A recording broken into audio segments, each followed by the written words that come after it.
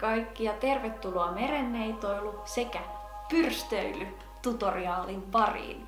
Uskokaa tai älkää, mutta sinustakin voi tulla oikea merenneito.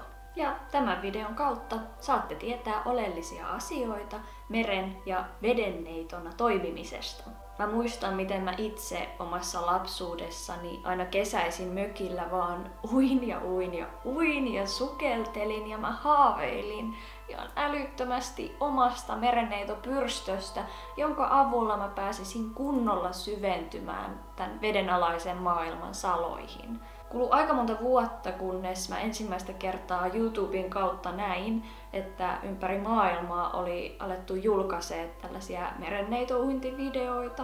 Ja siinä samassa, että ei, toi ei ole mahdollista. Toi, mitä mä silloin suunnittelin ja haaveilin, nyt se on totta.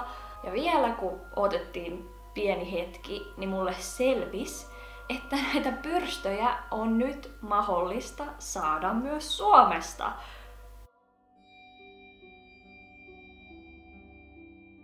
Erilaisista meren- ja vedenneidoista löytyy paljon mytologioita, tarinoita sekä myyttejä. Antiikin aikaan puhuttiin nymfeistä ja okeanideista, eli makean veden hengettäristä. Myöhemmin alettiin kertoa myyttejä meren hengettäristä, eli nereideistä, jotka ratsastivat delfiineillä, ja naiadeista, jotka olivat makeiden vesien jumalattaria, sekä lumoavia nymfejä, toiselta nimeltään seireenejä. Suomessakin on uskottu yleisesti, että vesistöissä elää hengettäriä sekä veden, järven, meren ja kosken haltijoita. Rikkaan kielemme ansiosta veden hengillä oli monia eri nimiä, muun muassa vedenneito, näkki, vesihiisi, ahti, veden emäntä ja niin edelleen.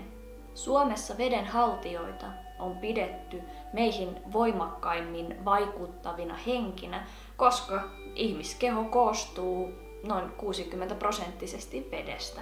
Kaikki erilaiset luonnon henget vartioivat omaa aluettaan ja vaikuttivat luontaisilla ominaisuuksillaan haluamallaan tavalla elinympäristöönsä.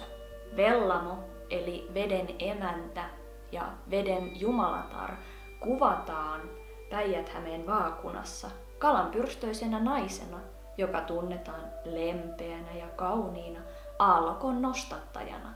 Vellamon lapset, eli Vellamon neidot ja pojat, yhdistetään taas meren ja veden olentoihin, jotka ovat lumoavia, kalanpyrstöisiä veden henkiä. He kuluttavat päivänsä uiden, leikkien, seikkaillen sekä ilakoiden erilaisissa vesistöissä, ja erityisesti tänä päivänä he huolehtivat vesistöjen puhtaudesta sekä levittävät sanaa luonnonsuojelun tärkeydestä. Omalla tavallamme me jokainen olemme Vellamon jälkeläisiä.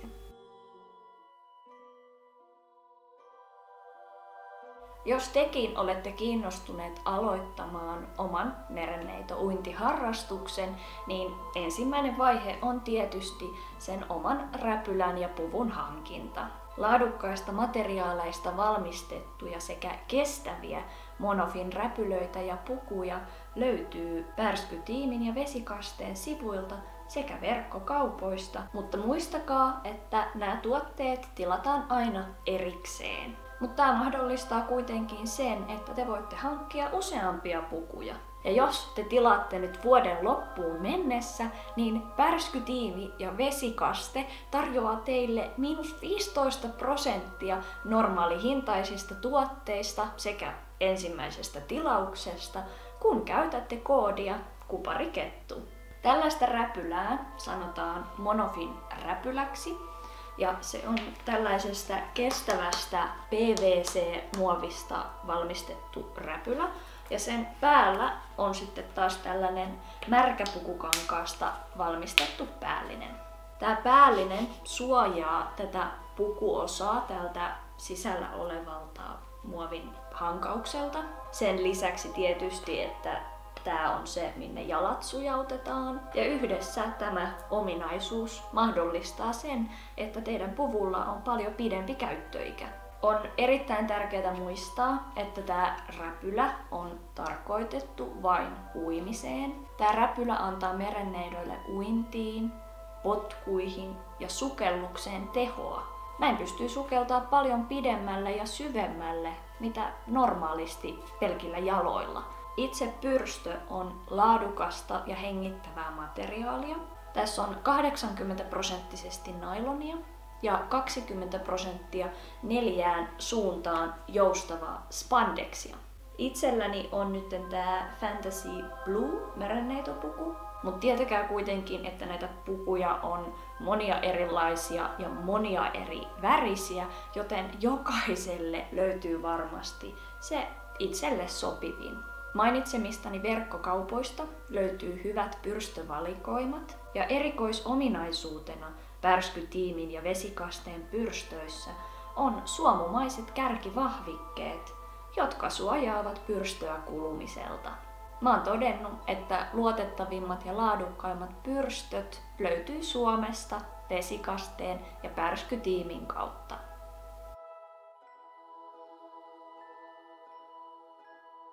Puvun kokoaminen itsessään on tosi helppoa, mutta on hyvä tietää, että kaikista helpoin ja järkevin se on tehdä ihan veden äärellä ja altaan reunalla. Ensinnäkin hyppiminen räpylä sekä puku päällä on kiellettyä uimahalleissa.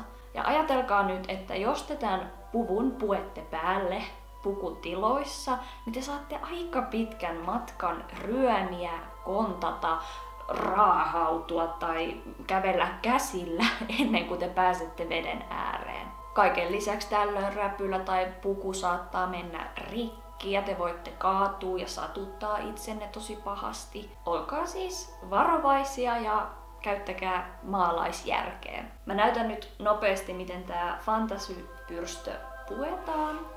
Nämä on vähän erilaisia pyrstöjä, koska näissä on vetoketju tässä sivussa. Yleensä näissä pukupyrstöissä on auki tää alareuna ja toi räpylä sujautetaan siitä sisään. Vetoketju vaan auki. Toinen räpylän evä tänne sisään. Katsotaan, että se menee kohilleen. Ja sitten täytyy vähän venyttää, mutta tää oli näin yksinkertainen juttu. Sitten tietysti katsotaan, että tää keskikohta menee suoraan. Ja älkää pelästykö sitä, että pyrstö voi tuntua tiukalta. Se on sitä parempi uidessa. Puvun alla pidetään bikineitä, uimapukua tai uimahousuja. Noniin, nyt tää on koottu ja nyt puetaan se seuraavaksi päälle. Eli kannattaa rullata tää puku ihan tänne alas asti, että nämä osat tulee esiin ja sitten sujautetaan yksi jalka tänne sisään ja sitten toinen jalka. Ja nyt kun jalkaterät on täällä sopivasti, niin nyt lähdetään vaan vetämään tätä pukuosaa rauhallisesti ylöspäin, kunnes se on kokonaan päällä. Eli siis tosi helppoa. Käytön jälkeen pyrstö huuhdellaan kylmällä vedellä ja hellästi puristaen puristetaan vettä pois. Kangasta ei kannata kiertää, koska se voi venyttyä ja täten rakenne vahingoittua. Pyrstön voi myös pestä pesukoneessa, miedolla ja pienellä pesuainemäärällä, kunhan ette käytä valkaisu- tai huuhteluainetta tai kuivausrumpua. Pyrstöä ei saa eikä kannata silittää. Se suoristuu kyllä tarpeeksi itsekseen narulla kuivuessaan.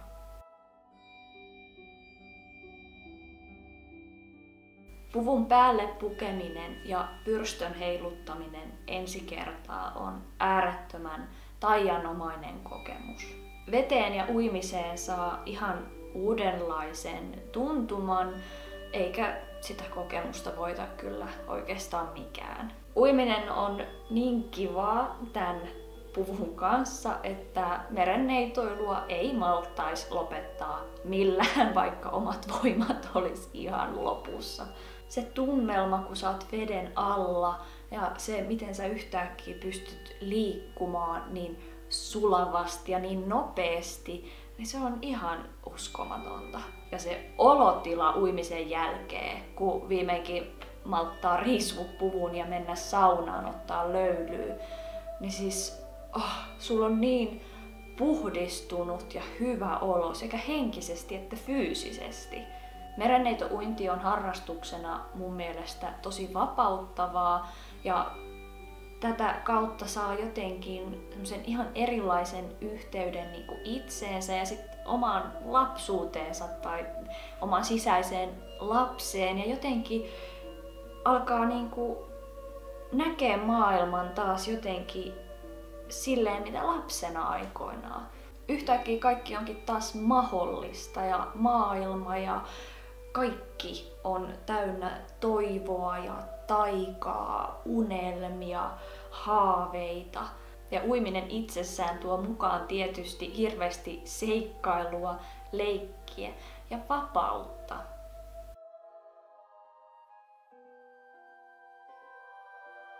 Kun teillä viimein on oma pyrstö, niin tietysti seuraava vaihe on alkaa harjoittelemaan sitä uintia. Pyrstöä voi käyttää missä vain vesistöissä, mutta tietysti on hyvä huomioida, että silloin jos te uitte tuolla luonnonvesissä, niin on suurempi riski, että tämä pyrstö osuu teräviin kiviin tai likaantuu, varsinkin tämmöiset vaaleammat kohdat. Luonnonvedet on myös loppuvuodesta hyvin kylmiä, mutta onneksi on mahdollisuus mennä uimahalleihin ja nauttia merenneitoilusta puhtaissa sekä lämpimissä altaissa.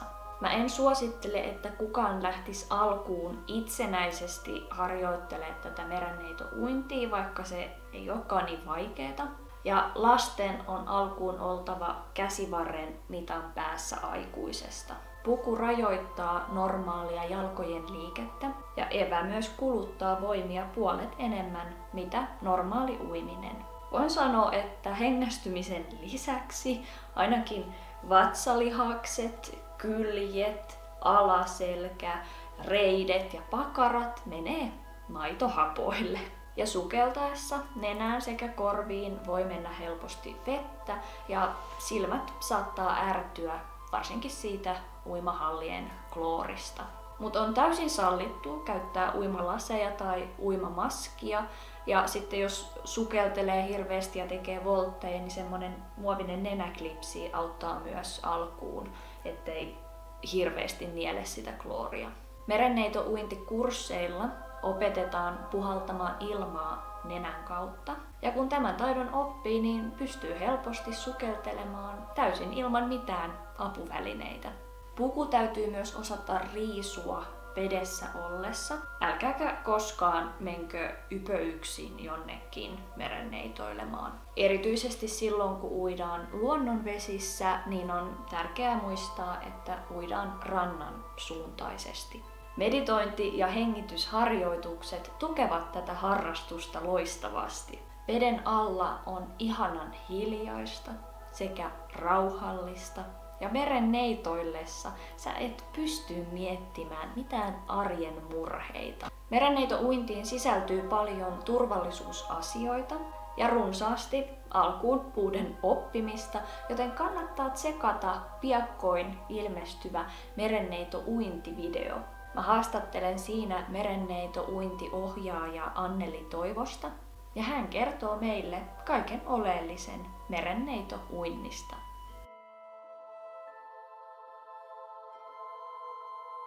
Merenneidoksi heittäytyminen on niin ihanaa, ettei sitä malttaisi lopettaa millään, vaikka pyrstön olisikin riisonut yltään. Onneksi teidän ei tarvitse lopettaa merenneitoilua. Merenneitoaiheisia tuotteita on olemassa vaikka mitä, mutta todellisten meren- ja vedenneitojen sekä poikien tärkeimpänä tehtävänä on kuitenkin suojella luontoa, eläimiä ja erityisesti vesistöjä.